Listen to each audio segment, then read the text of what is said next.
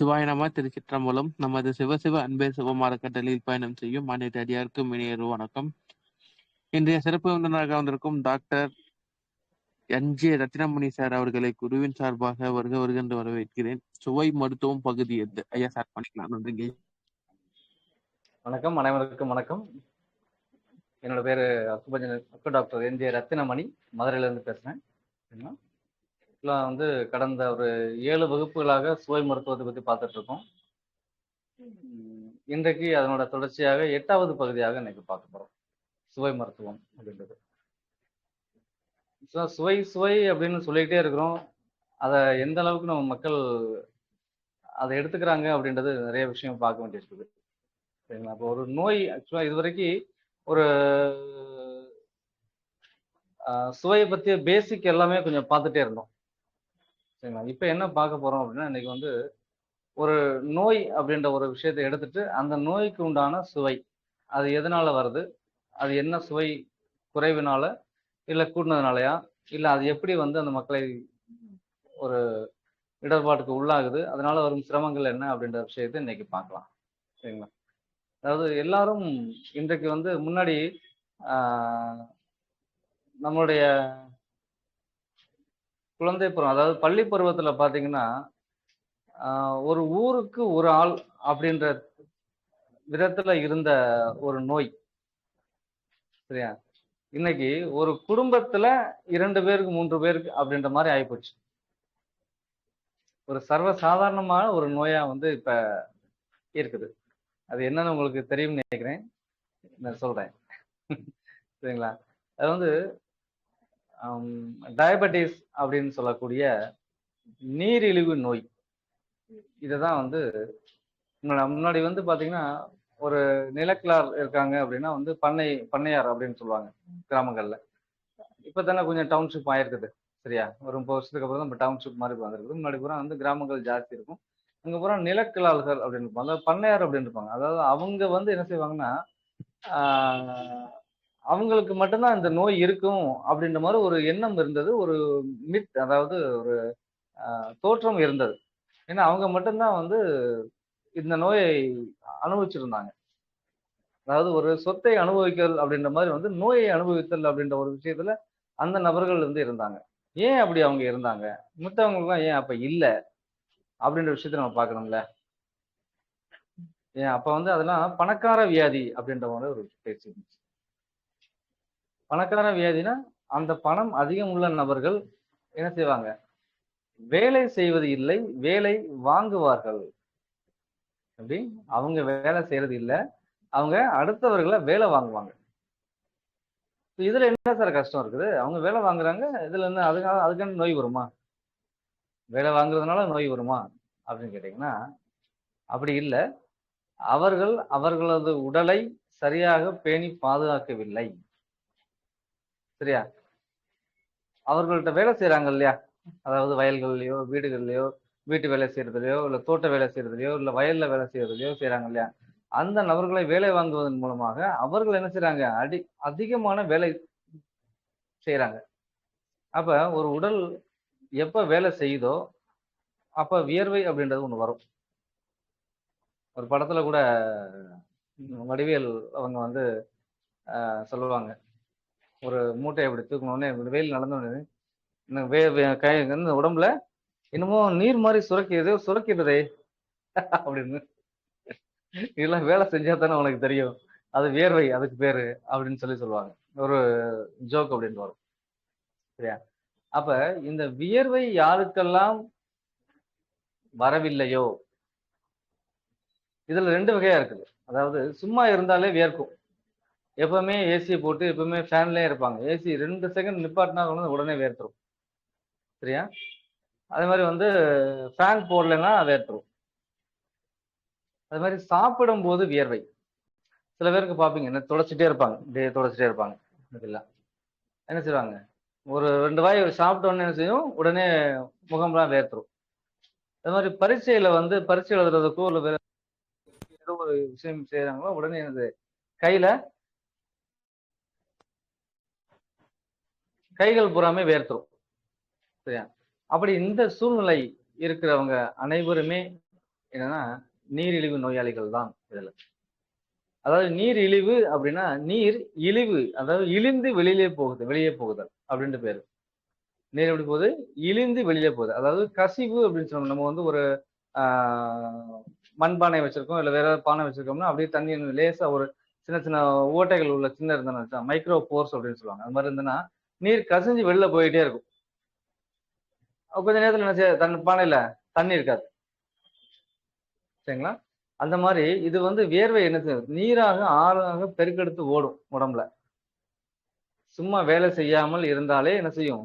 ஓடும். அவங்களால ஒரு பேனா பிடிச்சு எழுத முடியாது. ஒரு பேப்பர் எடுத்து வாசிக்க முடியாது. ஒரு பேப்பர் என்ன செய்ய முடியாது? தொட முடியாது. தொட்டா ஒரு பேப்பர் வந்து நனைஞ்சு போயிரும். சரியா? ஒரு கர்ச்சீப், ஒரு துணி கையில வச்சுக்கிட்டே இருப்பாங்க. சரி, இந்த மாதிரி விஷயம்லாம் நடக்குது. அப்ப யாருக்கு வியர்வை வரும், யாருக்கு வியர்வை வராது அப்படின்னு அந்த விஷயம் இருக்கு. சரியா? அதாவது வேலை செய்து வியர்வை வந்தால் அது என்ன செய்யுது? நல்ல விஷயம். நீங்க ஒரு வேலை செய்றீங்க, ஒரு நடக்குறீங்க, ஒரு எக்ஸர்சைஸ் செய்றீங்க, ஒரு கடின உழைப்பு செய்றீங்க. அப்படிங்கும்போது உங்களுக்கு வேர்வை வந்தால் அது வந்து என்னது? உடலுக்கு ஆரோக்கியம். நீங்க வேலையே செய்யல. சும்மா உட்கார்ந்துருக்கீங்க. உட்காரும் போதெல்லாம் வேர்த்துட்டே இருக்கு. வீசிக்கிட்டே உட்கார்ந்துருக்கீங்க. தொடச்சுட்டே இருக்கீங்க. சரியா? அப்ப இந்த வியர்வையோட தன்மை எப்படி இருக்கும்? சும்மா உட்கார்ந்து இருக்கும்போது வேர்க்கிறாங்கல்ல, அவங்களுக்கு பூரா அந்த அவங்க உடம்ப நீங்க தொட்டீங்கனாலே தெரியும். இப்ப கை குலுக்குவீங்க, ஒரு கை தொடுவீங்க அப்படின்னா என்ன செய்யும்? உடம்பு வந்து சில்லுன்னு இருக்கும். பிளஸ் வந்து என்ன செய்யும்? அந்த வியர்வை ஒட்டும் தன்மையில இருக்கும். எப்படி இருக்கும்? ஒட்டும். கையில தொட்டா என்ன செய்யும்? ஒட்டிக்கிரும். பசை மாரி ஒட்டும். அப்படியே கையில பிடிச்சா அப்படியே அப்படியே சொத சொதன்னு இருக்கும். ஒரு சாக்குல தண்ணி விட்டுருந்தா எப்படி இருக்கும்? அது தொட்டா எப்படி இருக்கும்? சொத சொதன்னு இருக்குமா? அந்த மாதிரி சொத சொதன்னு இருக்கும். ஆனா இதே வந்து ஒரு வியர்வை, அதாவது வேலை செஞ்சு வியர்வை வருது இல்லையா? இப்போ ஒரு மலை ஏற்றம் செய்றோம். வேர்வை வருதா இல்லையா? ஒரு நடைப்பயிற்சி வேகமா பண்றோம். ஒரு குறிப்பிட்ட தூரத்துல குறிப்பிட்ட தூரத்த வந்து கடக்கணும் அப்படின்னு ஒரு நடைப்பயிற்சி செய்றோம். ஒரு ஜாக்கிங் பண்றோம். ஒரு எக்சர்சைஸ் பண்றோம். அப்படிங்கும்போது வந்து வரக்கூடிய வேர்வையை நீங்க தொடச்சீங்கன்னா, அதுல கையில ஒட்டவே செய்யாது. எப்படி எடுத்தோம்னே என்ன செய்யும்? டக்குன்னு வெளில போயிடும். அத நீங்க துடைக்கணும்னு அவசியம் இருக்கா? 2 செகண்ட்ல காஞ்சிரும். இப்ப 2க்கும் வித்தியாசம் இருக்குது. சரியா? இது வந்து எப்படி இருக்குன்னா, ஒரு நீருக்கும், எண்ணெய்க்கும் உள்ள வித்தியாசம்.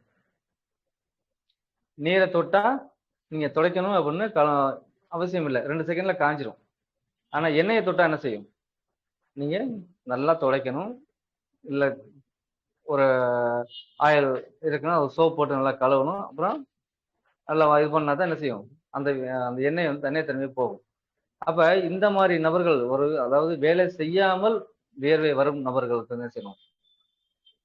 இந்த மாரி நெறைய விஷயங்கள் செய்ய வேண்டியிருக்கு. அப்ப இவர்கள் தான் என்ன செய்றாங்க? அந்த நிலக்கிழார்கள் அப்படின்னு சொன்னோம் இல்லையா? பண்ணையார் அப்படின்னு சொன்னோம் இல்லையா? அவங்க எல்லாமே ஒரு இடத்துல உட்கார்ந்து வேலை வாங்கக்கூடிய நபர்கள். அப்ப அவங்களுக்கு ஜீரண சக்தி இல்லாமல் போய்விடும். உட்கார்ந்து நேரத்துக்கு சாப்பிடுறோம் இல்லையா? இல்ல உட்கார்ந்து மணி அடிச்சா சோறு. காலையில 8 மணிக்கா சாப்பாடு. மதியம் 1 மணிக்கா சாப்பாடு. நைட் 8 மணிக்கா சாப்பாடு. அப்படியே படுத்து உறங்கிறது. அவ்வளவுதான். வேற என்ன வேலை இருக்கு? ஏங்க வேலைன்னா அவங்க என்ன வேலை இருப்பாங்க? ஒரு இடத்துக்கு வேலை செய்யற இடத்துக்கு வந்து அவங்களுடைய நிலத்துக்கோ, இல்ல ஒரு அலுவலகத்துக்கோ, அல்லது தொழிற்சாலைக்கோ போய் உட்கார்ந்துருப்பாங்க, வந்துருவாங்க. அவ்வளவுதான் முடிஞ்சுது. அதுதான் அவங்களோட வேலை. அதுவும் எப்படி இருக்கும்? ஒரு அ சைக்கிள்லயோ, பைக்லயோ, இல்ல வண்டியிலயோ என்ன செய்வாங்க? போயி அங்க இறங்குவாங்க, உட்கார்ந்துருப்பாங்க, முடிப்பாங்க, பார்ப்பாங்க, என்ன வேலை செய்றீங்க அப்படின்னு பார்த்துட்டு திரும்பி வந்துருவாங்க. சோ இந்த மாரி நபர்களுக்கு வியர்வை என்ன செய்யுது? வரவே வராது. அதுபோக இவங்களுக்கு தன்னை போல வேர்வை வந்துகிட்டே இருக்குது அப்படின்னாலும், உள்ள வந்து ஜீரணம் ஆகல. அவங்க சாப்பிடுற சாப்பாடு புளிப்புத்தன்மை அடைந்து கெட்டு விட்டது அப்படின்னு பேரு. புளிப்புத்தன்மையாகி கெட்டுப்போச்சு அப்படின்னு தான் அர்த்தம் இங்க. சரியா? அப்ப யாருக்கு வியர்வை வரணும் அப்படின்னா, இந்த மாதிரி நபர்களுக்கு அவர்களுக்காக தனியாக ஒரு 1/2 மணி நேரமாவது என்ன செய்ய, அதாவது 1 மணி நேரமாவது ஒரு உடல் உழைப்பு வேணும். அதாவது எக்ஸர்சைஸ் அப்படின்னு சொல்றோம்ல, உடற்பயிற்சி சொல்றோம்ல, அது அவங்களுக்கு அதை என்ன செய்யணும்? அதை செய்யணும். அதை செஞ்சாங்கன்னா அவங்க உடல்ல இருந்து நல்ல விதமான வியர்வை, அதாவது உப்பு கழிவுகள் வெளியில வரும். இப்ப உனக்கு சொன்னேன், உப்புன்னு சொன்னேன். சரியா? அப்ப இதுக்கு முன்னாடி ஒரு வியர்வை சொன்னோம் இல்லையா?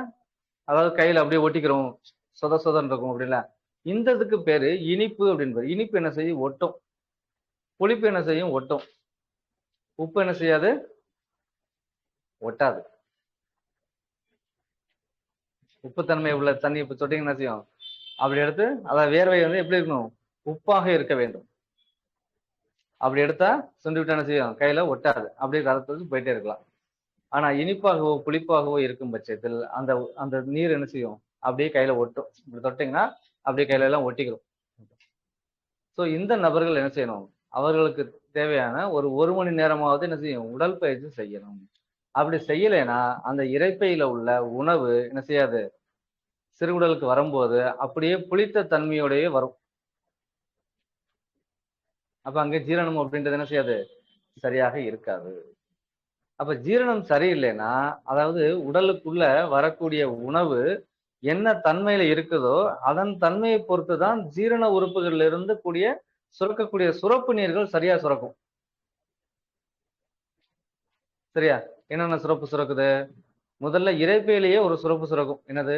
HCl அப்படின்ற ஒரு சுரப்பு சுரக்கும். இது எங்க இருக்கு? பெட்யூட்ரி அப்படின்ற ஒரு சுரப்பு அங்க ஒரு இதுல இருந்து என்ன செய்யுது? இந்த சுரப்பு சுரக்குது. இரைப்பை சுவர் வழியாக கசியும். சரியா? இங்க பெப்சின் உள்ள வரும். சரியா? லாக்டிக் ஆசிட் பேசஸ் இங்க உள்ள வரும். Lactic acid. இதை தவிர இங்க வரும்போது இந்த என்ன செய்யும்? நம்ம நல்லா உமிழ்நீரோட கலந்து சாப்பிடும்போது இந்த உணவுகள் எப்படி இருக்கும்? ஒரு கைம் அப்படின்ற பதத்துக்கு மாறும். இந்த கைம் அப்படின்றது என்ன சுவையில இருக்கணும் அப்படின்றது முக்கியங்க. நம்ம சாப்பிடுற சாப்பாடு என்ன சாப்பாடுனாலும் இருக்கலாம். அதாவது நீங்க இனிப்பு ரசகுல்லா சாப்பிடலாம், ஜிலேபி சாப்பிடலாம், ஒரு காரப்பூந்தி சாப்பிடலாம், சரியா? ஒரு மிளகா வத்தல் சாப்பிடலாம். இங்க என்ன வேணாலும் சாப்பிடலாம். என்ன சுவையில வேணாலும் சாப்பிடலாம். பட் அந்த சாப்பாடு உடலுக்குள்ள வாய்க்குள்ள வரும்போது என்ன செய்யும்? அந்த உமிழ்நீர் சுரப்பு சுரந்து என்ன செய்யணும்? நல்லா மென்று அரைபட்டு உள்ள வரும்போது வந்து இரைப்பையில உள்ள போய் நிக்கும் போது கைமாக மாறி நிக்கும். அப்ப என்ன சுவையில அது இருக்கணும்னா, என்ன சாப்பாடு என்ன சுவையா உள்ள இருந்தாலும் இங்க வந்து நிக்கக்கூடிய சுவை இனிப்பு அப்படின்ற சுவையில வந்து நிக்கணும். கடைசி என்ன செய்யணும்? இனிப்பு சுவையோட வந்து நிக்கணும். அந்த இனிப்பு சுவையோட வந்து நின்னாதான் அதுக்கு அடுத்து எங்க போகுது? இரைப்பையில இருந்து இப்ப 2 லிட்டர் வந்து இரைப்பையில இருக்குது அப்படின்னா ஒரு 100 ml 100 ml என்ன செய்யும்? சிறுகுடலுக்கு முன் சிறுகுடலுக்கு அந்த உணவு வந்து உணவு கைம் அப்படின்றது வந்து உள்ள வரும். அப்படி உள்ள வரும்போது இந்த முன் சிறுகுடல்ல என்னென்ன சுரப்புகள் சுரக்க வேண்டியிருக்கு? இங்கதான் வேதி வினைகள் நடக்கக்கூடிய இடம். உடலின் முக்கியமான வேதி வினைகள் நடக்கக்கூடிய இடம் அப்படின்றது இங்க முன் சிறுகுடல் மட்டும்தான். சரியா? ஆக்சுவலா உடலில் வேதி வினைகள் நடக்கக்கூடிய இடம் அப்படின்னு பார்த்தா அது வந்து கல்லீரல். சரியா? அது இருக்கலாம். ஆனாலும் உணவுக்கு மட்டும் ஒரு வேதிவினை நடக்கணும். உணவுல வேதிவினை நடக்கணும்னு என்ன செய்யணும்? இது நடக்கணும். அதாவது நம்ம உணவு, ரத்தம் அப்படின்னு 2 விதமா பார்ப்போம். உணவுல செய்யக்கூடிய ஒரு விஷயம், ரத்தத்தின் மூலமாக செய்யக்கூடிய ஒரு விஷயம் 2 இருக்குது. நம்மளோட சத்துக்கள் எப்படி கிடைக்கும்? எப்ப கிடைக்கும்? உணவு சாப்பிட்டா இப்ப சத்து கிடைக்கும். சரியா? இந்த சத்துக்கள் சேமிச்ச பிறகு ரத்தத்துல போய் சேரும். அப்ப நீங்க இன்னைக்கு உணவு சாப்பிடாத போது சத்து எங்க எடுக்கப்படும்? சேமிக்கப்பட்ட ரத்தத்துல இருந்து அங்க உள்ள குளுக்கோஸ்ல இருந்து என்ன செய்யும்? இங்க கிடைக்கும். உங்களுக்கு சத்துக்கள் கிடைக்கும். அப்ப இந்த உணவை ஜீரணம் செய்வதற்கு உண்டான வேதி வினைகள் எங்க நடக்கும்னா முன் சிறுகுடல்ல தான் நடக்கும். இந்த முன் சிறுகுடல்ல என்னென்னலாம் நடக்குது? கல்லீரல் இருந்து சுரக்கக்கூடிய பித்த நீர் பித்தப்பை மூலமாக செறிவூட்டப்பட்டு எங்க வருது? முன் சிறுகுடலுக்கு வருது. சரியா? அந்த கைம் வந்து முன் சிறுகுடலுக்கு வரும்போது என்ன அளவுல வருதோ அந்த அளவுக்கு தகுந்த மாதிரி இந்த சுரப்புகள் சுரந்து இங்க உள்ள வருது. சரியா? அதுக்கப்புறம் கணையத்தில் இருந்த பேங்க்ரியாஸ் சொல்லுவாங்க. அந்த பேங்க்ரியாஸ்ல இருந்து சுரக்கக்கூடிய நீர் பேங்க்ரியாட்டிக் ஜூஸ் அப்படின்னு சொல்லுவாங்க. இந்த ஜூஸ் என்ன செய்யுது? இதுவும் முன் சிறுகுடலுக்கு உள்ள வரும். சரியா? இந்த பேங்க்ரியாட்டிக் ஜூஸ்ல 2 விதமா இருக்கு. அதாவது கணைய நீர் பேங்க்ரியாட்டிக் ஜூஸ் ஒன்று சொல்றோம். இன்னொன்னு வந்து என்னது? இன்சுலின் அப்படின்னு சொல்லுவோம். இந்த 2 விதமான சுரப்புகள் இங்க வருது. அப்ப மொத்தம் இங்க 3 சுரப்புகள் இங்க உள்ள வருது. முக்கியமான சுரப்புகள். மிச்சது நிறைய இருக்குது. அதுல வந்து இந்த 3 சுரப்புகள் இங்க வருது. சரியா? இப்ப இங்க கணைய நீரும் பித்த நீரும் முக்கியமான பங்காற்றுகிறது. இன்சுலின் வந்து அதுக்கு அப்புறம் வேலை செய்யுது. இப்ப இந்த 2 வேலையும் இந்த 2 சுரப்புகள் இங்க வரும்போது இங்க வேதி வினைகள் பயங்கரமா நடக்கும். அதாவது உஷ்ணத்தின் மூலமாக இந்த வேதி வினையே அப்படின்னாலே உஷ்ணம் தானே உங்களுக்கு. அந்த உஷ்ணம் இருந்தாதான் என்ன செய்யும், அந்த உணவு வந்து பஸ்மமாகப்படும். இல்லைன்னா பஸ்மம் ஆகாது. ஒரு சாப்பாடு எப்ப வேகும்? அரிசி போடுறீங்க, எப்ப வேகும்? நல்லா சூடுபட்டா தானே வேகும். அடுப்புல வச்சு என்ன செய்யணும், தண்ணி ஊத்தி அடுப்பு பத்த வச்சாதான் வேகும், இல்லைன்னா வேகாது. வெறுமனே சும்மா வச்சிருந்தா வெந்துருமா? வேகாது. அப்ப வேகக்கூடிய அளவுக்கு அந்த உஷ்ணம் இருக்கணும்னா அங்க வேதிவினை நடக்கணும். அங்க அந்த வேதிவினை நடக்கக்கூடிய இடம் முன் சிறுகுடல் அப்படின்னு ஒரு சொல்லக்கூடிய இடம். சரிங்களா? இந்த இடத்துல வரும்போது அந்த இனிப்பான அந்த கைம் அப்படின்றது இங்க என்னது முன் சிறுகுடலுக்கு வருது இல்லையா? இங்க வரும்போது அந்த இனிப்பு புளிப்பாக மாற்றம் செய்யப்படுகிறது. எதனால்? இந்த முன் சிறுகுடலில வரக்கூடிய இந்த சுரப்புகள்னால. சரியா? இனிப்பான கைம் புளிப்பான பண்டமாக மாற்றம் செய்ய வேண்டும். எதன் மூலமாக? இந்த வேதிவினையின் மூலமாக. அப்படி நடக்கல, அப்ப யாருக்கு நடக்காது அது? அது பார்க்கணும்ல. யாருக்கு நடக்காம இருக்கும் அப்படின்னு பார்க்கணும். அப்ப யாரெல்லாம் வேலை செய்யலையோ, தன் உடலுக்கு உண்டான தனிப்பட்ட வேலை. இப்ப வந்து நீங்க பெண்கள் சொல்லுவீங்க, நாங்க வந்து அடுப்படிக்கும் ஹாலுக்கும் 1000 தடவை நடக்கிறோம், நாங்க எதுக்கு வேலை செய்யணும், எங்களுக்கு ஏன் சுகர் வருது கேக்குறாங்களா இல்லையா? இப்ப அவங்களுக்கு நிறைய சுகர் இருக்குதா? ஜென்ஸ் ஒரு இடத்துல இருக்காங்க, வெளில போறாங்க. ஆனா பெண்கள் நினைச்சாங்க வீட்டுக்குள்ளேயே இருக்காங்க. நாங்க உங்களை விட நாங்க தான் அதிகமா நடக்கிறோம். நீங்களாவது ஒரு 1/2 மணி நேரத்துக்கு போய் நடந்துட்டு வந்துடுறீங்க. நாங்க வீட்டுக்கு ஹாலுக்கும் எத்தனை தடவை நடக்கிறோம், எவ்வளவு வேலை செய்யறோம், எவ்வளவு பொருளை தூக்குறோம், செய்யறோம், வைக்கிறோம், செய்யறோம் அப்படின்னு சொல்றாங்க. நான் துணி துவைக்கிறேன், நான் மாவாட்டுறேன், இல்லை. ஆனா மாவாட்டுற துணி துவைக்கலாம் இப்ப எல்லாம் இல்லாம போச்சு. அது இருந்த அளவுக்காவது நல்லா இருந்தாங்க. இப்ப அது இல்லாம போனதுனால அதுக்கு கருவிகள் வந்தப்ப என்ன செய்யுது, இப்ப இந்த தொந்தரவு ஜாஸ்தி ஆச்சு. சரியா? அதாவது இங்க இருந்து அங்க நடக்கிறது, அங்க இங்க நடக்கிறது, இது ஒரு முறையான பயிற்சி இல்லை. உடல் உழைப்பு கிடையாது. அதாவது ஒரு குறிப்பிட்ட நேரத்தில் குறிப்பிட்ட தூரத்தை கடக்கக்கூடிய அந்த செயல் தான் என்னது, உடற்பயிற்சி. ஒரு குறிப்பிட்ட நேரத்துல ஓடணும் அப்படின்னா குறிப்பிட்ட நேரத்துல அந்த குறிப்பிட்ட தூரத்தை கடக்கணும். அப்ப ஒரு 1 கிலோமீட்டர் தூரத்தை என்ன செய்யணும், ஒரு 10 நிமிஷத்துல நடக்கணும் அப்படின்னா 10 நிமிஷத்துல நடக்கணும். இதுதான் செய்யணும். இதுதான் வந்து உடற்பயிற்சி. சரியா?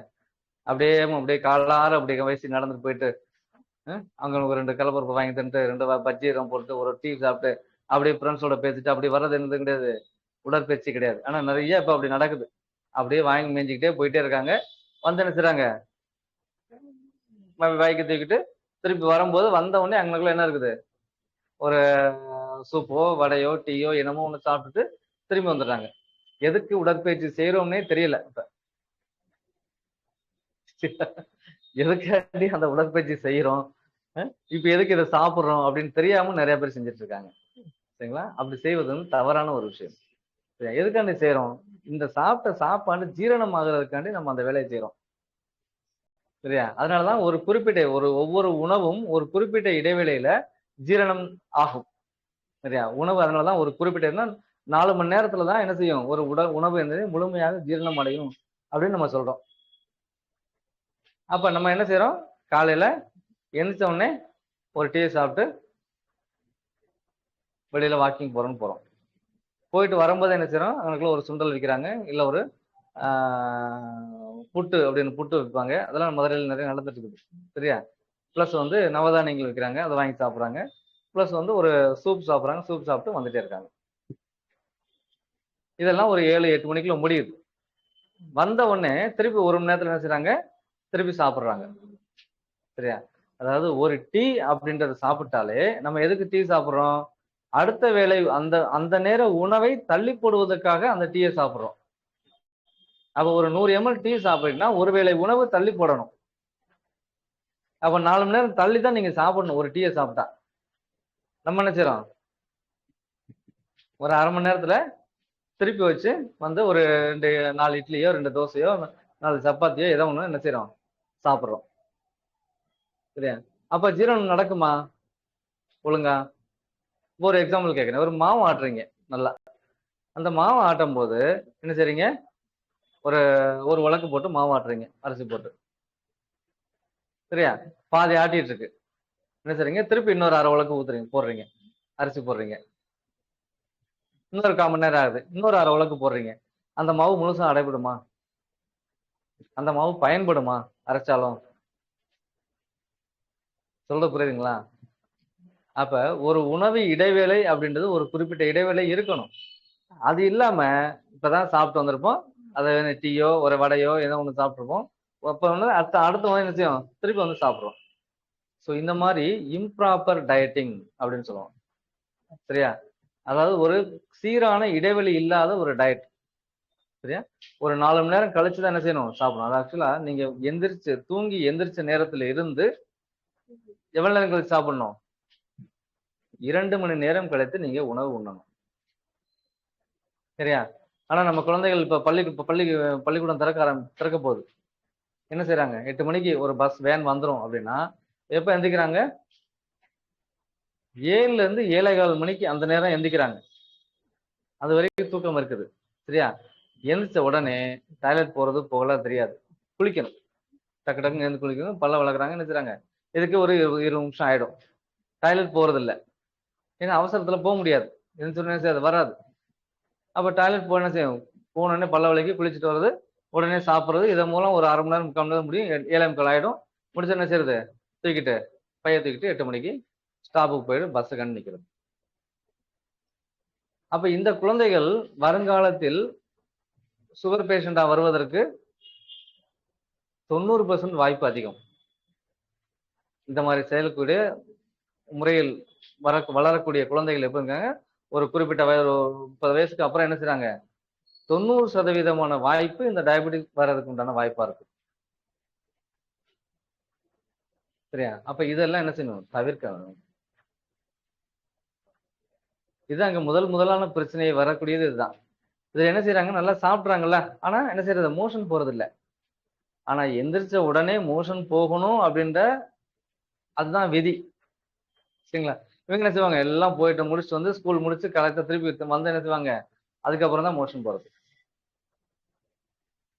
அப்ப அது வரைக்கும் ஒரு லோடிங் ஆயிட்டே இருக்கும்.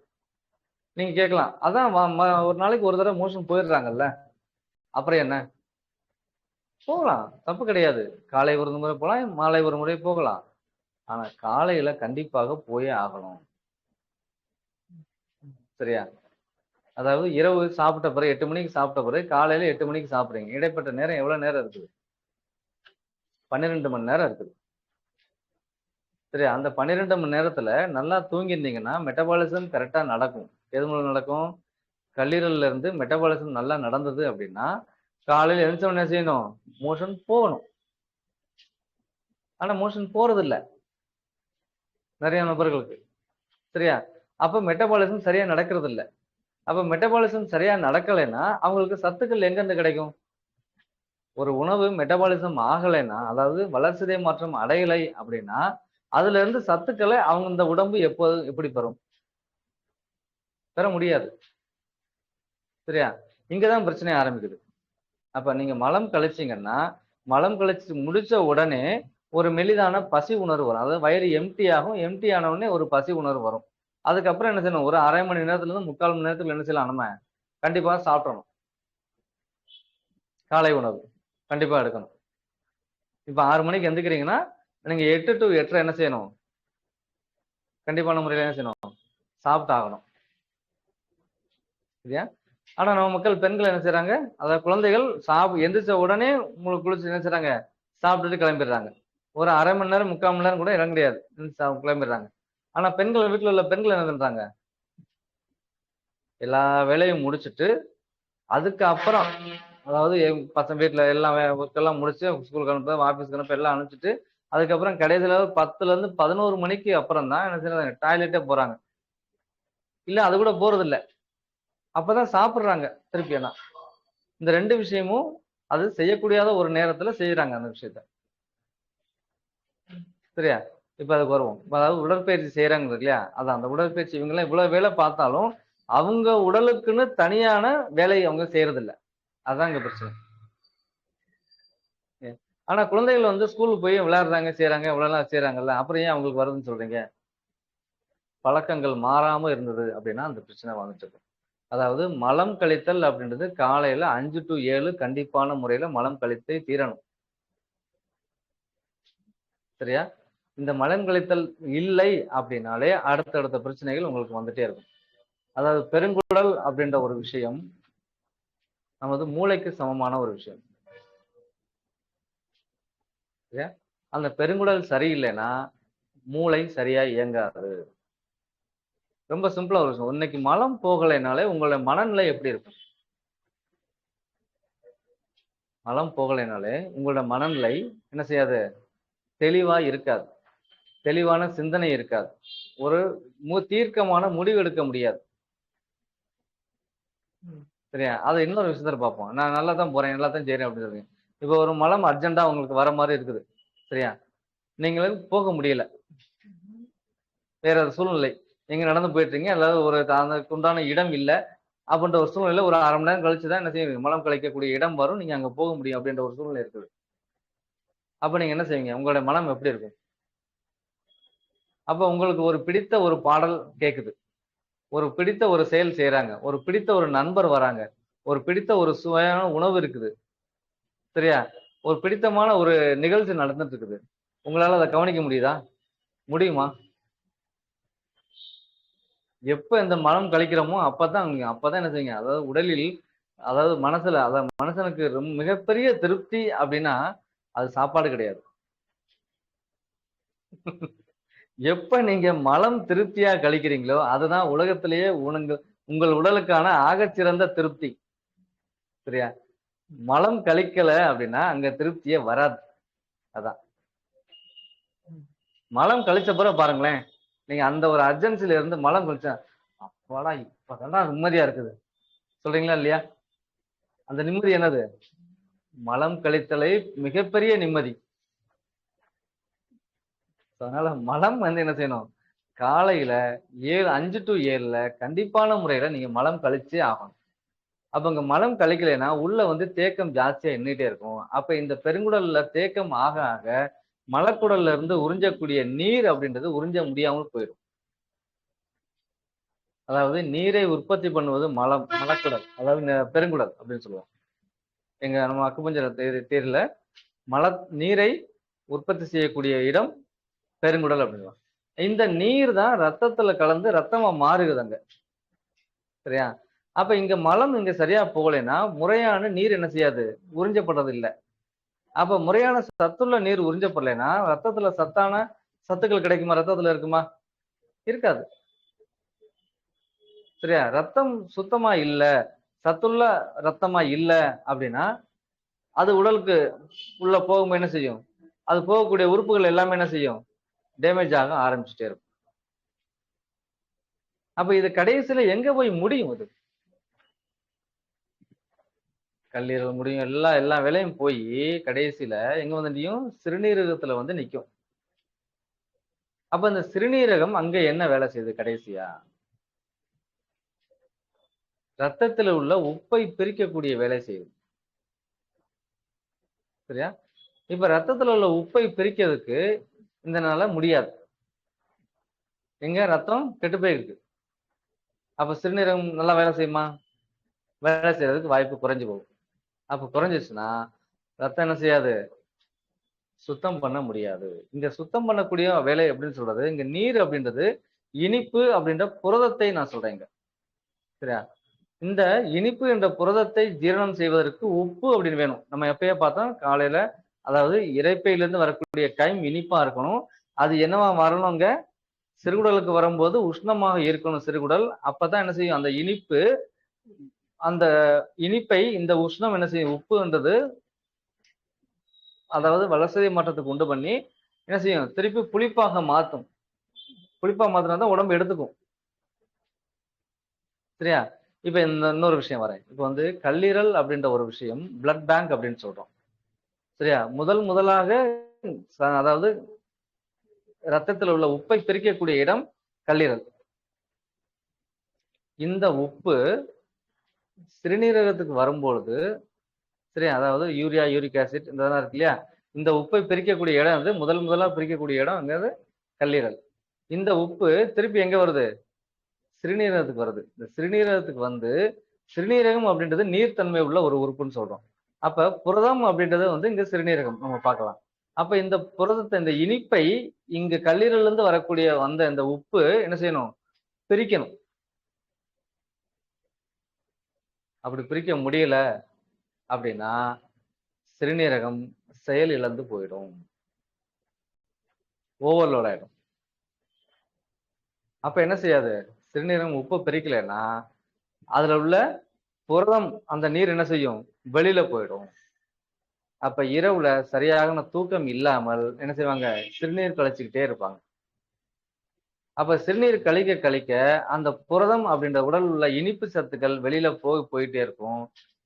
அதாவது உடல்ல இனிப்பு அப்படின்றது தசையாகவும் இருக்கிறது. சரியா?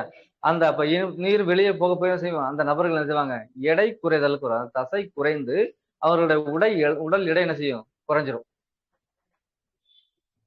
பெரும்பாலான நீரிழிவு நோயாளிகள் கடன்னு என்ன செய்யணுங்க, நான் 80 கிலோ இருந்தேன் சார், இப்ப பாருங்க 55 60 வந்துட்டேன், கிட்டத்தட்ட 15 வந்து 20 கிலோ நான் குறைஞ்சிட்டேன் சார் அப்படின்வாங்க. இதுல சில நபர்கள் இருக்காங்க, நல்லா கட்டுமஸ்தா இருப்பாங்க, உடல் எடை குறையாது, ஆனாலும் அவங்களுக்கு சுகர் இருக்கும். ஆனா பெரும்பாலான நபர்கள் என்ன செய்வாங்க, நீர் இழிவு நோய் அப்படின்ற ஒரு விஷயமே அந்த தசை, அதாவது எடை குறைப்பு இழப்பு அப்படின்ற ஒரு விஷயத்துலதான் அங்க நிக்கிறாங்க. சரியா? அப்ப இந்த நபர்களுக்கு என்ன மாதிரி வேலை செய்யுது, அப்ப இந்த புரதம் அப்படின்ற இனிப்பு வெளியில போக போக என்னது, உடல் எடை குறையுது. அப்ப இந்த இனிப்பை ஜீரணம் செய்வதற்கு என்ன வேணும், உப்பு அப்படின்றது உள்ள வேணும். உப்பு அப்படின்றது உழைப்பு இங்க வேணும். உழைப்பு இல்லைன்னா இந்த உப்பு என்ன செய்யாது, உடலுக்குள்ள சேராது. சரியா? உப்புன்றது நம்ம என்ன செய்யக்கூடாது, உப்பை தூக்கி சாப்பிடுறது கிடையாது. உப்பு அப்படின்றது உணவாக பார்க்கப்படுகிறது, உப்பாக பார்க்கப்படுகிறது, உழைப்பாகவும் பார்க்கப்படுகிறது. உப்பு என்பது நெருப்பு. சரியா? இந்த நெருப்பு இல்லைன்னா உடல் என்ன செய்யாது, ஒரு ஜீரணத்தை முழுமையாக செய்ய முடியாது. சரியா?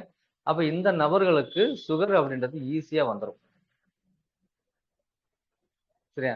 இப்ப ரீசெண்டா ஒரு பேஷண்ட் பார்த்தேன். என்ன சொன்னாங்க அவங்க, சார் நான் வந்து வெயிட் ஜாஸ்தியா இருக்கேன், ஆள் கொஞ்சம் ஷார்ட்டா இருக்காங்க, வெயிட் ஜாஸ்தியா இருக்கேன் அப்படின்னு. அப்ப இதனால என்ன பிரச்சனை இருக்கு, அவங்க நான் வெயிட் லாஸ்க்கு வந்து நான் வந்து என்ன செய்றேன், ஒரு ட்ரீட்மெண்ட் எடுத்துட்டு இருக்கேன் சார் சொன்னாங்க. என்ன ட்ரீட்மெண்ட், நான் இயற்கை வைத்தியம்ல வைத்தியம் பண்ணிட்டு இருக்கேன், பாக்குறேன்.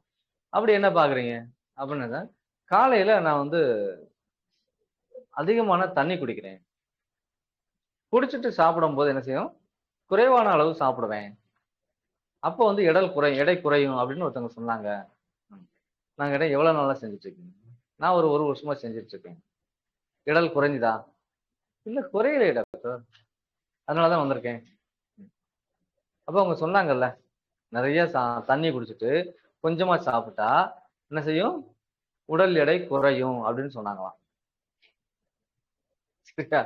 அதை நினைச்சு சாப்பிட்டுட்டு எடல் குறையல, எனக்கு இப்ப என்ன செய்யுது, திட்டுமுட்டு அடிக்குது, அதாவது நெஞ்சுல இருந்து என்ன செய்யுது, மூச்சு விட முடியாம வந்து ஒரு அடைப்பு மாதிரி இருக்கு, எனக்கு சிரமப்படுறோம் அப்படின்னு வந்து சொல்றாங்க. சரியா? அப்ப என்ன நடக்குதுங்க, நான் அப்பதே சொன்னேன், மாவாட்டும் போது கொஞ்சம் கொஞ்சமா அரிசியை போட்டே இருந்தீங்கன்னா அந்த மாவு முழுமையா அரைபடாதுன்னு சொன்னேன், சொன்னோம் இல்லையா? அப்ப இதே மாதிரி நீங்க வந்து அதிகமான உணவு அதாவது நீர் எடுத்துட்டு உடனே நீங்க சாப்பிட்டீங்கன்னா என்ன செய்யும், நீர் இவ்வளவு இருக்குது, சாப்பாடு இவ்வளவு இருக்குது, அப்ப தண்ணிக்குள்ள சாப்பாடை போட்டா அந்த தண்ணி என்ன செய்யும், அந்த சாப்பாடு ஒண்ணு சேருமா, ஒண்ணு சேராது. ஒரு இடத்துல ஒன்று குவியாமல் ஒரு விஷயத்தை என்ன செய்ய முடியாது, ஜீரணம் செய்ய முடியாது. நிறைய நபர்கள் இந்த தவறை செய்கிறார்கள். அதாவது சாப்பிடும் பொழுது என்ன செய்யக்கூடாது, நீர் அருந்துதல் கூடாது. சாப்பிடும் முன்னாடி, அதாவது நீர் அருந்தி விட்டு சாப்பிடக்கூடாது. நீர் அருந்தி விட்டுன்னா எழுது, ஒரு ஷிப் குடிச்சிட்டு என்னது, ஒரு 10 ml 20 ml தண்ணி வாய் வச்சிருந்து முழுங்கிட்டு என்ன செய்யலாம், நீங்க சாப்பிடலாம், அது ஒண்ணும் பிரச்சனை இல்லை. ஆனா சாப்பிடறதுக்கு முன்னாடி அளவு கம்மியா சாப்பிடணும்னு சொல்லிட்டு என்ன செய்யணும், ஒரு சொம்பு தண்ணியை குடிச்சிட்டு அப்புறம் சாப்பிடுறது தவறான பழக்கம். ஒவ்வொரு உணவின் இடைவெளி, அதாவது கவலத்தின் இடைவெளியிலையும் தண்ணி குடிக்கிறது, ஒரு 2 வாய் போடுறது தண்ணி குடிக்கிறது, ஒரு 2 வாய் சாப்பிடுறது தண்ணி, இல்லைன்னா விற்குமே டாக்டர். உலகத்துல எல்லாரும் தண்ணி குடிக்காம விக்கிட்டா இருக்காங்க, கிடையாது. நீங்க அப்படி சாப்பிடுறதுனால விற்கிறீங்க, அதாவது மெல்லாமல் யாரெல்லாம் சாப்பிடுறாங்களோ அவங்களுக்கு பூரா அந்த விக்கல் வரும். உணவை உமிழ்நீரோடு கலந்து யாரெல்லாம் மெல்லாமல் சாப்பிடுகிறார்களோ, சாப்பிட்டு முழுங்குகிறார்களோ, அவர்களுக்கு என்ன செய்யும்? விக்கல் கண்டிப்பா வரும். சரியா? அப்ப அந்த உமிழ்நீரோடு கலந்து சாப்பிடும்போது, உங்களுக்கு நீர் தேவை அப்படின்ற விஷயமே இருக்காது. சரியா? அதுபோக சாப்பிட்டு முடித்த உடனே, வாயில் உள்ள உணவுத் துகள்களை நீக்குவதற்காக மட்டுமே சிறிதளவு நீர் அருந்த வேண்டும். ஒரு 1/2 டம்ளர் குடிச்சுக்கலாம். அப்பயும் 1 சொம்பு தண்ணி குடிக்கிறது. சோ இந்த 3 விஷயங்கள் நீங்க தவறா செய்யும்போது, நீங்க சாப்பிடக்கூடிய உணவு எவ்வளவு சத்தாக இருந்தாலும், அது ஜீரணம் அடையாது. ஜீரணம் ஆகாது. ஜீரணம் ஆகலைன்னா, அந்த உணவிலிருந்து கிடைக்கக்கூடிய சத்துக்கள் முழுமையாக உங்களுக்கு கிடைக்காது. சரியா? இன்னொரு நபர் என்ன செஞ்சாருன்னா, இந்த சொன்னேன் இல்லையா? சாப்பிடுறது அவர் வயசு கிட்டத்தட்ட ஒரு 64, 65 வயசு ஆச்சு. சரியா? என்ன கம்ப்ளைண்ட்ல வந்தாருன்னு கேட்டீங்களா? அதாவது யூரின் என்ன செய்யுது? ரத்தமா போகுது. இதுதான் கம்ப்ளைண்ட். எல்லா டெஸ்டும் எடுத்து பார்த்தாச்சு. உங்களோட பெரிய பெரிய ஹாஸ்பிடல்லாம் போய் பார்த்தாச்சு எல்லாமே. எல்லா ரிப்போர்ட்டும் நார்மல். அப்புறம் ஏன் ரத்தமா போகுது? அப்படின்றத என்ன செய்யல? ரிப்போர்ட் சொல்லல. அப்புறம் ஒரு நபர கூட்டு வந்து காமிக்கும்போது சொன்னேன், "உங்களுடைய உணவு பழக்கம் என்ன? என்ன சாப்பிடுறீங்க? என்ன சுவை அதிகமா எடுத்துக்கிறீங்க?" அப்படின்னு கேட்கும்போது, தயிர் சாப்பாடு அதிகமாக எடுக்கு. அதாவது ஒரு கடையில போய் வேலை பார்க்குறாரு. இவரு வேலை சும்மா போய் உட்கார்ந்து மேற்பார்வை. அதாவது ஒரு வாட்ச்மேன் மாரி அவங்க உள்ள உட்கார்ந்து வர்றத பார்த்து செஞ்சு போட்டுப்பாரு. சரியா? காலையில இட்லி சாப்பிடுறது, நைட் இட்லி சாப்பிடுறது, மதியானம் கொஞ்சோண்டு தயிர் சாதம். ஆனா இந்த 3 வேளை உணவின் போதும் சாப்பிட்டு முடிச்ச உடனேயும் நல்லா ஒரு 1 லிட்டருக்கு தண்ணி குடிக்கணும். தண்ணி குடிக்கலைன்னா வீட்ல சண்டை. தண்ணி வைக்கலைன்னா சண்டை. சரியா? தண்ணி குடிச்சே ஆகணும். இதுதான் பழக்கமா இருக்கு. சரியா? நான் முதல்ல என்ன சொன்னேன், இந்த தண்ணி குடிக்கிற பழக்கத்த நிப்பாட்டுங்க அப்படின்னேன். அப்ப கூட வந்தவரு, "அதனால தான் டாக்டர் பெரிய சண்டையே நடக்குது. நீங்க வேற தண்ணிய குடிக்க சொல்ல வேணாம்னு சொல்றீங்க." அப்படின்னு. அந்த விவேக் சொன்ன மாரி தண்ணீல கண்டன மாரி இவருக்கு தண்ணீல தான் கண்டோம். முதல்ல தண்ணிய நிப்பாட்டு அப்படின்னு சொல்லி. சரியா? ஊசிய போட்டு ஒரு வாரத்துக்குள்ள என்ன செய்யுது? சாப்பிடும்போது தண்ணி குடிக்கக்கூடாது. 1 டம்ளருக்கு மேல தண்ணி குடிக்கக்கூடாது நீங்க அப்படின்னு கண்டிஷன் போட்டு, 1 வாரத்துல என்ன செய்யுது? 3வது நாள்லயே அந்த ரத்தம் போறது குறைஞ்சிருச்சு. 4 நாள் கழிச்சு திருப்பி வராரு. டாக்டர் இப்ப ரத்தம் போகல. நான் இப்ப தண்ணி குடிக்கலாமா? ம். குறைஞ்சிருச்சுல. நான் இப்ப தண்ணி குடிக்கிறேன். உங்களுடைய தொந்தரவே இந்த நீர் அருந்துதல். அதுதான் உங்களுக்கு பெரிய தொந்தரவு. முதல்ல அந்த மாரி விஷயங்கள செய்யாதீங்க. அப்படின்னு சொல்லி அவருக்கு அட்வைஸ் பண்ணி என்ன செஞ்சோம்? திருப்பி அனுப்பிச்சோம். சோ நீண்ட நாட்களாக இந்த ரத்தம் போற தொந்தரவு இருந்தது. எதனால? இந்த நீர் அருந்துதல் ஒரு விஷயம். தண்ணி குடிச்சா எப்படி டாக்டர் ரத்தம் போகும்? கேள்வி வரும்ல இல்லையா? அதாவது நீர் அப்படின்னு இனிப்பு அப்படின்னு எதுக்கு சொன்னேன் நான். சரியா? இனிப்பு அதிகமாயிட்டா, அதை ஜீரணம் செய்வதற்கு உப்பு என்ன செய்யணும்? அதிகமான அளவு வேண்டும். அதாவது உஷ்ணம் அதிக அளவு வேணும். இப்ப ஒரு டம்ளர் தண்ணி வச்சிருந்தா, அத சூடுபடுத்துறதுக்கு லேசான சுடு தண்ணி போயிரும். இதே இது ஒரு சொம்பு தண்ணி இருந்தா, அந்த இன்னும் கொஞ்சம் அதிகமா சூடு வைக்கணும். இதே இது ஒரு குடம் வைக்கிறோம். அப்ப என்ன செய்யும்? இன்னும் அதிகமா நெருப்பு வேணும். வேணுமா இல்லையா? அப்ப நீங்க தண்ணீய அளவ அதிகப்படுத்த, உங்கள் உடல் அந்த உஷ்ணத்தை அதிகப்படுத்திக் கொண்டே இருக்கும். புரியுதா? அப்ப எது சொல்ல புரியுதா? அப்ப உஷ்ணத்தை அதிகப்படுத்த, உங்களுடைய உடல்ல இருந்து வெளியே வரக்கூடிய நீர் எப்படி இருக்குது? சிவப்பு நிறமாக மாறுகிறது. இத நம்ம என்ன செய்றோம்? ரத்தம்னு சொல்றோம். ரத்த கலர்ல போகுது அப்படின்னு சொல்றோம். அப்ப நீர் என்ன செய்யணும்? தேவைக்கு நீங்க குடிக்கணும். நீர் குடிக்கக் கூடாதுன்னு நான் சொல்லவே இல்ல. உங்களோட தேவை எவ்வளவோ, அந்த தேவைக்கு என்ன செய்யணும்? டீ எப்படி குடிக்கிறோமோ, அது மாரி சுவைத்து குடிக்க வேண்டும். 1 டம்ளர் தண்ணி எடுத்தீங்கன்னா, மினிமம் எவ்வளவு நேரம் குடிக்கணும்? 10 செகண்ட் ஆகணும் அத குடிச்சு முடிக்கிறதுக்கு. 10 செகண்ட் தான். 10 செகண்டுக்குள்ள எப்படி குடிக்க முடியும்? அது ரொம்ப சின்ன டைம்ல அப்படின்னு சொல்றீங்களா? 10 செகண்ட்ல 100 மீட்டர் ஓடிடுறாங்க. அப்ப 100 மீட்டர் ஓடி முடிக்கிற நேரத்துக்குள்ள 1 டம்ளர் தண்ணி குடிக்கணும். 100 ml. அதான் டைமிங். அப்ப 1 சொம்பு தண்ணி எவ்வளவு நேரம் குடிப்பீங்க? மினிமம் 2 நிமிஷம் ஆயிடும். அந்த 2 நிமிஷம் பொறுமையா இருந்து நீங்க தண்ணி குடிச்சீங்கன்னா, உங்க உடல் இம்மீடியேட்டா என்ன செய்யாது? 1க்கு போறதுக்கு ஒரு வாய்ப்பு வராது. நீங்க இல்லன்னா மடக்கு மடக்கு மடக்குன்னு அந்த ஒரு சொம்ப 4 மடக்குல குடிச்சிட்டீங்கன்னா அடுத்த 5 நிமிஷமோ 10 நிமிஷத்துல என்ன செய்யும்? உடல் உடனே வேர்த்துரும். அந்த தண்ணி என்ன செஞ்சிடும்? உடனே வெளியே தள்ளும். அப்படி வேர்க்கல அப்படின்னா என்ன செய்யும்? ஒண்ணுக்கு போடும். அப்ப இதுல என்ன செய்யுது? நீரிலிருந்து எடுக்கக்கூடிய சத்துக்களுமே வீணாக போகிறது. எப்ப? அதிகப்படியான வேகத்தில் அதை உள் செலுத்தும் பொழுது. தண்ணியில இருந்து சத்தையே எடுக்க முடியாத உடம்பு, நீங்க வேக வேகமா நீங்க சாப்பிடுற சாப்பாட்டுல இருந்து எப்படி உடம்பு சத்தை எடுக்கும்? இல்லைங்களா? அப்ப ஈஸியாக ஜீரணம் செய்யக்கூடிய நீர்ல இருந்தே உடம்பு உங்களுக்கு என்ன சத்தை எடுக்க முடியல. அப்ப இந்த பக்கம் திரும்பி இந்த பக்கம் திரும்ப முன்னாடி தட்டுல காலியா போறது. சாப்பாடு இருக்க மாட்டேங்குது. அவ்வளவு வேகத்துல சாப்பிடுறாங்க. டைம் இல்ல டாக்டர். 1/2 மணி நேரம் தான் டைம் எனக்கு. அதுக்குள்ள என்ன செய்யணும்? நாங்க வந்துட்டு சாப்பிட்டுட்டு அங்க போகணும். நிறைய வந்து டீச்சர்ஸ் சரியா கம்ப்ளைண்ட் தான். எங்களுக்கு 1/2 மணி நேரம் தான் டைமிங் இருக்கு சாப்பிடுறது. நான் கிளாஸ முடிச்சுட்டு என்னோட ரூமுக்கு வர்றதுக்கு 5 நிமிஷம் ஆயிடுது. அது வரைக்கும் எனக்கு இன்டர்வல்ல நான் யூரின் போக முடியாது. ஏன்னா அடுத்த பாடத்துக்கு உண்டானது தயார் பண்ணி யூரின் போகணும். சரியா? அப்ப யூரின் போறதுக்கு டைம் இல்லாம திருப்பி வராங்க. அப்புறம் சாப்பாடு எடுத்து ரெடி பண்ணி வச்சு செய்யும்போது அதுக்கு ஒரு 10 நிமிஷம். அது கூட டைம் கிடையாது. ஒரு 5 நிமிஷம் தான் இருக்கு. முடிச்ச உடனே கை கழுவி திருப்பி வரணும். ஸோ இந்த டைமிங் பார்த்தீங்கன்னா, ரொம்ப ரொம்ப ரொம்ப மினிமலான ஒரு டைம். 1/2 மணி நேரம்ன்றது ரொம்ப மினிமலான டைம். இதுல வந்து அடுத்த கிளாஸ்க்கு ரெடி பண்ணி வைக்கணும். அது யாராவது ஃபோன் பண்ணணும். வேற ஏதாவது வேலை சொல்லுவாங்க. டீச்சர் வருவாங்க, ஸ்டூடெண்ட்ஸ் வருவாங்க, அதை பார்க்கணும். இந்த நேரத்துல 1/2 மணி நேரத்துல அவங்களால வேலை செய்ய முடியாம என்ன செய்யுது? சாப்பிடக்கூடிய முடியாம திருப்பி அடுத்த செஷனுக்கு உள்ள போறாங்க. அப்ப அந்த நபர்களிடமிருந்து எந்த விதமான ஒரு முழுமையான அறிவு அந்த நபர்களுக்கு கிடைக்கும்? பள்ளிக்கூடத்துல படிக்கிற ஸ்டூடெண்ட்ஸ்க்கு எப்ப கிடைக்கும்?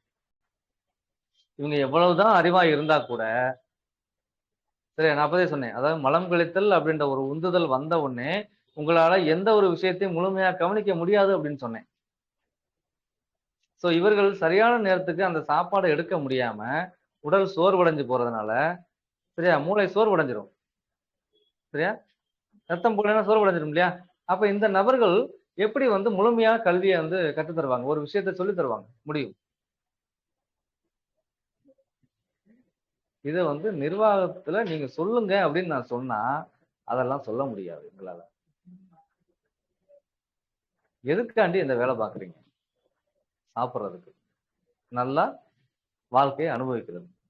ஆனா ஒரு சாப்பிடக்கூட முடியாத ஒரு சூழ்நிலையில அந்த வேலையை நீங்க பாக்குறாங்க. நிறைய நபர்கள் பாக்குறாங்க இப்ப. ஒரு சாப்பிடுறதுக்கு ஒரு 1/2 மணி நேரம் நிம்மதியா சாப்பிட கூட முடியல. அப்ப இந்த நபர்களுக்கு எப்படி ஜீரணம் நடக்கும்? இந்த நபர்கள் திருப்பி திருப்பி தண்ணியை குடிச்சிட்டே இருப்பாங்க. சரி அப்ப தண்ணியை குடிக்க குடிக்க உடல் உஷ்ணம் ஆகிட்டே இருக்கும். உஷ்ணம் ஆக ஆக ரத்தத்துல வறட்சி ஏற்பட்டு கொண்டே இருக்கும். உடல் உஷ்ணமாக ஆக ரத்தம் என்ன செய்யும்? வறண்டு போக ஒரு கட்டத்துல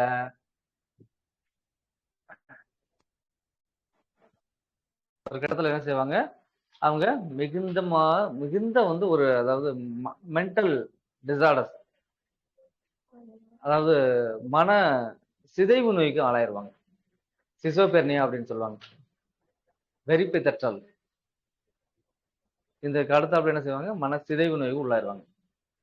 சோ இவ்வளவு விஷயத்தை இந்த நீர் என்ன செய்யுது? கொண்டு வந்து விடுது. அப்ப தண்ணீர் அப்படின்ற ஒரு விஷயம் ரொம்ப ரொம்ப கவனமாக நம்ம பார்க்கக்கூடிய ஒரு விஷயமா இருக்கு. இந்த தண்ணீர் அப்படின்றது வந்து இனிப்பு சுவை. அப்ப இந்த இனிப்பு சுவையை நீங்க கையாளும் போது மிக மிக கவனமாக கையாளணும். சரியா? இனிப்பு அப்படின்றது இங்க இது வந்து என்னது? விஷம் அப்படின்னு பேரு. இப்ப பாம்போட விஷம் இருக்கு இல்லையா? அந்த விஷம் அந்த பாம்போட விஷத்துல என்ன இருக்குன்னு தெரியுமா உங்களுக்கு? முழுமையான சுத்தமான புரதம் இருக்குது. பாம்போட விஷத்துல என்ன இருக்கு? முழுமையான சுத்தமான புரதம் இருக்குது. அப்ப புரதம் நல்லது தானே டாக்டர்? ஆனா பாம்பு கடிச்சா செத்து போயிறாங்களே. எப்படி சாகுறாங்க? புரதம் சாப்பிட்டா நல்லது தானே? அப்ப இந்த பாம்பு விஷத்தை சாப்பிடலாமா? அளவுக்கு அதிகமாக வரும்போது அதுவும் அமிர்தமும் நஞ்சாக மாறுகிறது. சரியா? அப்ப இந்த ரத்தத்துல உள்ள மாலிகூல்ஸ் என்ன இருக்கு? Haem and globin. அதாவது இரும்பும் புரதமும் உள்ள இருக்கு. குளோபின்னா புரதம். ஹீம் அப்படின்ற அயன். சரியா? இந்த ஹீம் புரதம் ரெண்டும் சரியான விகிதத்துல இருக்கும் பொழுது அந்த ரத்தம் என்ன செய்யும்? ஓட்டம் சுற்றோட்டம் நல்லா இருக்கும். அப்ப இந்த பாம்பில இருந்து வரக்கூடிய அல்லது ஒரு வண்டில இருந்து வரக்கூடிய அல்லது ஒரு தேள்ல இருந்து வரக்கூடிய அந்த சுத்தமான புரதம் என்ன செய்யுது? உள்ள அந்த தசை உள்ள கிழித்து நரம்புல உள்ள போய் அந்த ரத்தத்துல உள்ள கலக்கும் போது, அந்த சுத்தமான புரதம் என்ன செய்யுது? அந்த சரிவிகித சமாதம் அந்த சரிவிகித அளவு என்ன செய்யுது? மாறி போயிடுது. இரும்பும், புரதமும் சரி விகிதத்துல இருந்தா சுற்றோட்டம் நல்லா இருக்கும். இந்த வெளிக்கு வெளியில இருந்து வரக்கூடிய அந்த புரதம் என்ன செய்யுது? ஒரு இடத்துல அதிகமா வரும்போது, இங்க என்ன செய்யுது? அப்படியே தேக்கமாயிடும். அப்ப ரத்த ஓட்டம் இதுல இருந்து என்ன செய்யாது? வெளியில போகாது. வேற இடத்துக்கு போகாது. அப்ப ரத்த ஓட்டம் குறையும் பொழுது மரணம் அங்க நிகழ்கிறது. சரியா? அப்ப புரதம் அப்படின்ற ஒரு விஷயம் மரணம் வரைக்கும் கொண்டு போகிறது. இந்த நீரிழிவு அப்படின்ற ஒரு நோய் வரும்போது புரதம் அதிகமாக வீணாகி என்ன செய்யுது? மரணத்தில் கொண்டு போய் விடுகிறது.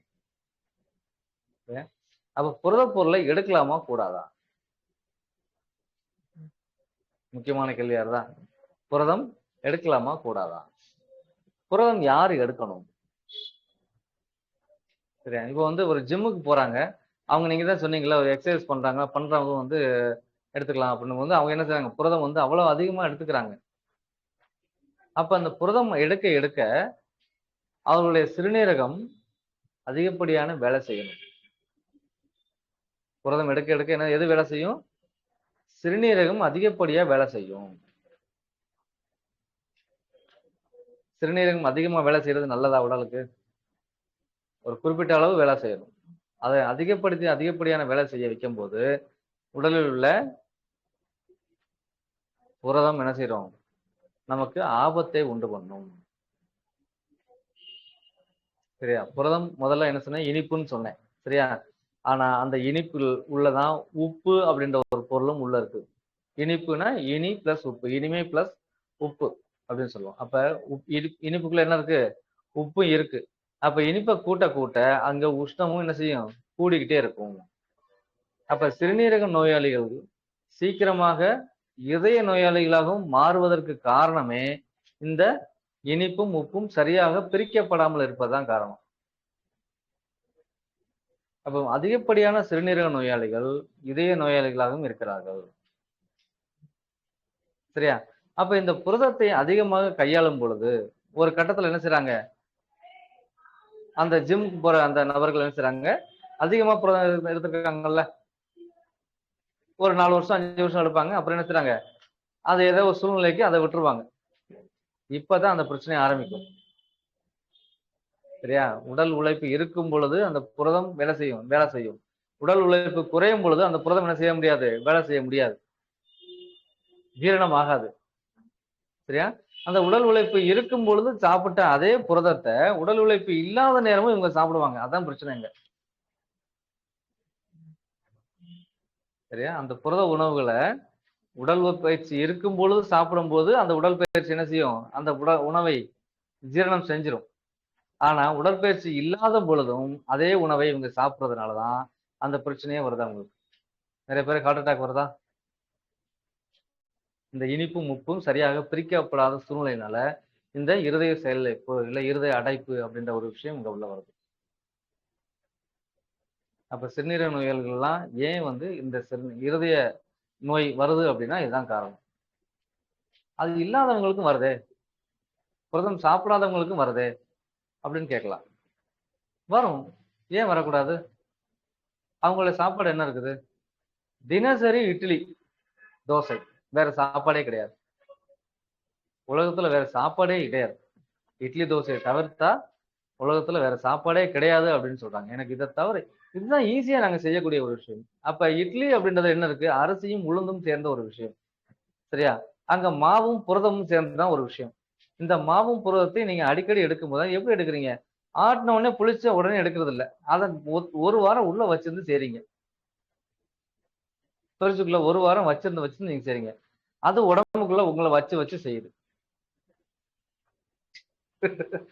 நீங்க வச்சு எடுத்து நீங்க சாப்பிடுறது அது உடம்புக்குள்ள போய் அது அவ்வளவுக்கு எவ்வளவு முடியுமோ அவ்வளவு வச்சு உங்களை செய்யும். சரியா? அப்ப இந்த புரதத்தை நீங்க புரதம் பொருள்கள் எடுக்கிறதுனால இல்ல, இந்த இட்லி மாவு தோசை மாவு சாப்பிடுறதுனால கூட அதனாலதான் என்ன செய்யுது, அதிகப்படியான சுகர் பேஷண்ட் வராங்க. அப்ப சாப்பிடவே கூடாதா? உலகத்துல இட்லி தான் மிக சிறந்த ஆக சிறந்த உணவு அப்படின்னு சொல்லியிருக்காங்க, அவார்டு வாங்கியிருக்கு. அதை நீங்க தப்புன்னு சொல்றீங்களே. நான் தப்புன்னு சொல்லல, அதை சாப்பிடுங்க, வேலை செய்யுங்கன்னு சொல்றேன். சாப்பிட்டு வேலை செய்யணும், உழைக்கணும். உழைப்பே இல்லையே உங்களுக்கு. உங்களை ஒரு இடத்துக்கு நடந்து போகவே மாட்டேன்றீங்க. எங்க வீட்டை விட்டு வெளியில கிளம்புனா வண்டி தான்,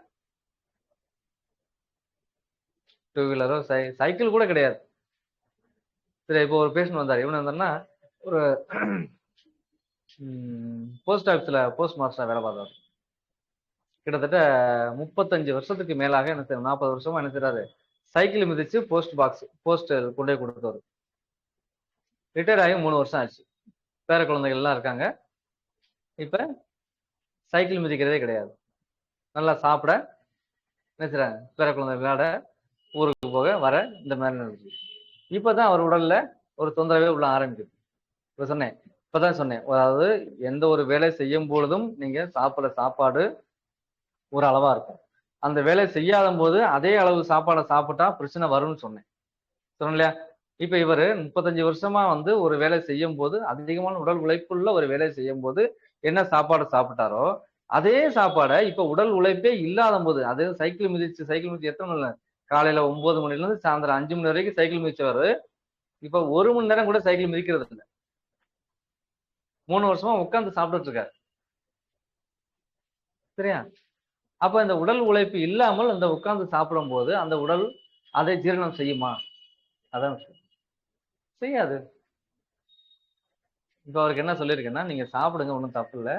அந்த சாப்பாட்டுக்குள்ள காலையில 1 மணி நேரமும் சாயந்தரம் 1 மணி நேரமும் கண்டிப்பா என்ன செய்யணும், சைக்கிள் ஓட்டிட்டு வரணும் அப்படின்னு சொல்லி அனுப்பிச்சு.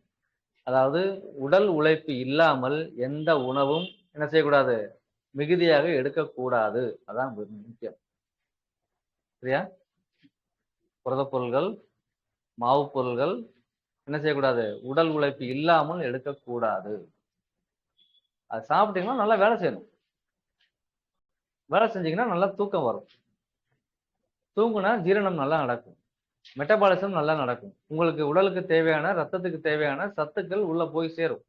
அப்ப ரத்தத்துல சத்துக்கள் சேர்ந்துருச்சுன்னா என்ன செய்யும், அது உங்களுக்கு எப்ப தேவையோ அந்த நேரம் அது என்ன செய்யும், வேலை செய்யும், எடுத்து கொடுக்கும். நீங்க முழுமையான ஒரு ஆரோக்கியத்துல இருப்பீங்க. இல்லைன்னா அந்த ஆரோக்கியம் என்ன செஞ்சிடும், கெட்டு போயிடும். அப்ப சுகர் ஒரு பிரச்சனை அப்படின்னு வந்தா சுகருக்கு என்னென்னலாம் நீங்க பார்க்கணும்னு பாருங்க. ஆரம்பமே எதிர்க்கு என்ன இருக்குது, நல்லா வாயில உணவை மென்று உமிழ்நீரோடு கலந்து முழுங்காத ஒரு தன்மை மட்டுமே இது காரணம். சரியா? நீங்க என்ன வேணாலும் சாப்பிடுங்க, உடல் உழைப்பு வேண்டும். அந்த உழைப்புக்கு முன்னாடி இந்த உடல் இந்த சாப்பாடு என்ன செய்யணும், நல்லா மென்னு சாப்பிடணும், உமிழ்நீரோட கலந்து சாப்பிடணும், நீர் அருந்தாமல் சாப்பிடணும். நீங்க தண்ணி குடிக்கக்கூடிய இந்த உமிழ்நீரோட அளவு குறைஞ்சு போகும். சரியா? அப்ப எப்படி அது ஜீரணமாகும்? சரிங்களா? அப்ப ஜீரணம் நடக்காது. ஸோ இதுதான் பெரிய நம்ம மக்களுடைய பெரிய ஒரு அறியாமை. வேகமாக சாப்பிடுறது, சரியா? அதிக நேரம் சாப்பிடுறது, அதாவது ஒரு 6 வேளை உணவா சாப்பிடுறது. எனக்கு சாப்பிட முடியல டாக்டர், நான் ஒவ்வொரு தோசையா சாப்பிடுறேன், கொஞ்சம் கொஞ்சமா சாப்பிடுறேன் அப்படின்னு 5 வேளை 6 வேளை சாப்பிடுறது. 5 வேளை 6 வேளை யார் சாப்பிடுவாங்க? குழந்தைகள் பள்ளிக்கூடத்துக்கு போயிட்டு வந்தவொடனே சாயந்தரம் என்ன செய்வாங்க, வந்தவொடனே 5 மணிக்கு சாப்பிடுவாங்க. அது சாப்பிடணும் கண்டிப்பா. அவங்க அவ்வளவு ஓடி ஆடி வேலை செஞ்சுட்டு இருக்காங்க, விளையாண்டுட்டு வராங்க, அவங்க சாப்பிடணும். நம்ம என்ன செய்யறோம், சாப்பிட்டு உட்கார்ந்துருக்கோம் சும்மா. அப்ப நமக்கு அந்த சாப்பாடு தேவையா? அந்த சாப்பாடு ஜீரணம் ஆகுமா? ஒரு உணவு 4 மணி நேரம் ஆகும் பேசுறோம் ஜீரணம் ஆகுறதுக்கு. நம்ம என்ன செய்யறோம், அந்த 4 மணி நேரத்துக்குள்ள ஒரு டீயை சாப்பிட்றோம், ஒரு ஸ்நாக்ஸ் வேற என்னமோ சாப்பிட்றோம், ஒரு வடையை சாப்பிட்றோம், பஜ்ஜியை சாப்பிட்றோம், ஒரு ஸ்வீட் சாப்பிட்றோம், இவ்வளையும் சாப்பிட்டு உட்காந்துருக்கோம். நீங்க சாப்பிடக்கூடாதுன்னு நான் சொல்லல, எல்லா உணவையுமே சாப்பாட்டோட சேர்த்து வச்சு சாப்பிடுங்க. ஒரு வேளை உணவு, மதிய உணவோ இரவு உணவோ காலை உணவோ வரும்போது அந்த உணவின் சேர்த்து வச்சு சாப்பிட்டு போயிருங்க, அவ்வளவுதான். எனக்கு ஜிலேபி பிடிக்கும் டாக்டர், லட்டு பிடிக்கும், அல்வா பிடிக்கும், தப்பே இல்ல. எனக்கு வடை பிடிக்கும், தப்பு இல்ல. உணவில் வச்சு சாப்பிடுங்க. அதாவது காலை உணவுல வச்சு சாப்பிட்டுருங்க, மதிய உணவுல அதை வச்சு சாப்பிட்டுருங்க, இரவு உணவுல அதை வச்சு சாப்பிட்டுருங்க. சரியா? இப்ப ஒரு வெளி இடத்துக்கு போறீங்க, மதியம் சாப்பிடுறதுக்கு டைம் இல்ல, இல்ல சரியான உணவு எங்க கிடைக்குன்னு உங்களுக்கு தெரியல. அந்த டைம் வேற உணவு, அதாவது உங்களுடைய வேலை நிமித்தமாக அந்த டைம் எக்ஸ்டெண்ட் ஆகி போயிருது. அப்ப என்னது, ஒரு வடை கடை தான் இருக்கு, டீ கடை தான் இருக்கு. என்ன செய்யணும்?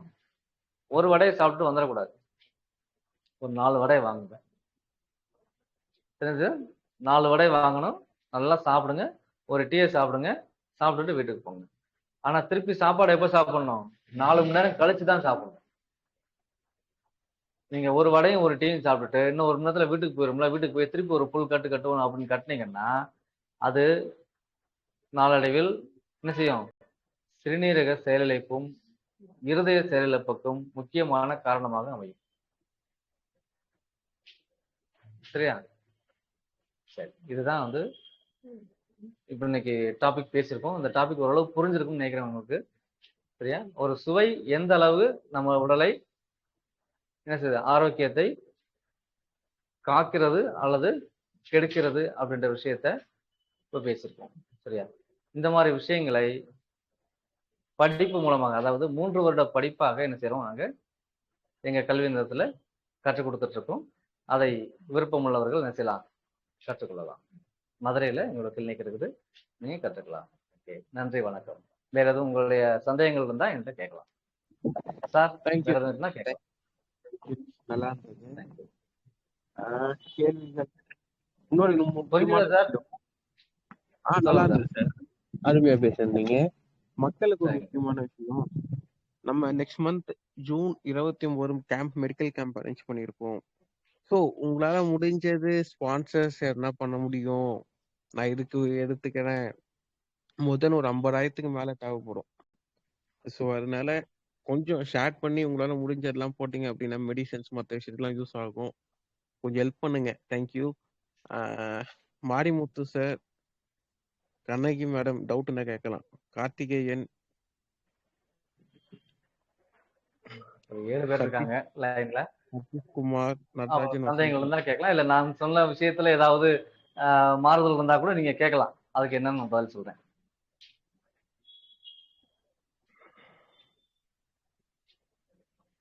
இப்ப சார் ஒரு விஷயம் சொன்னாங்க, ஒரு கேம்ப் அப்படின்ற ஒரு விஷயம் பேசினாங்க. அதை இப்ப ஏற்கனவே முன்னாடி இந்த நிகழ்ச்சி ஆரம்பிக்க முன்னாடியே நான் வந்து பேசிட்டாரு.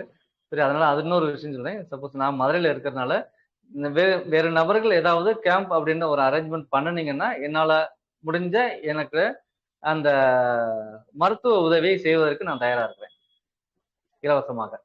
சரியா? கேம்ப் எதுவும் நடத்துனீங்கன்னா என்னை கூப்பிடுங்க, நான் வந்து கண்டிப்பா அதுல கலந்துப்பேன்.